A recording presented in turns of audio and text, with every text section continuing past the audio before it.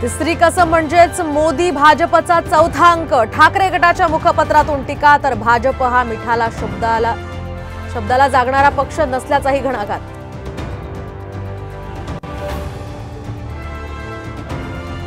नरेंद्र मोदीच होणार पंतप्रधान। एनडीएच्या 21 नेत्यांचं पंतप्रधान म्हणून मोदींना समर्थन।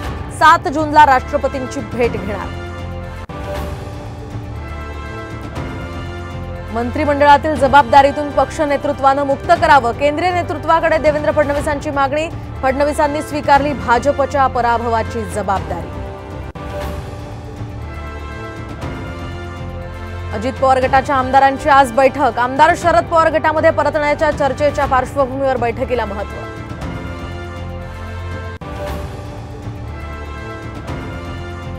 सिंधुदुर्ग रत्नागिरीमधून लोकसभा जिंकताच निलेश राणेंचा आत्मविश्वास वाढला। थेट मंत्री उदय सामंतांच्या रत्नागिरी मतदारसंघावर ठोकला दावा।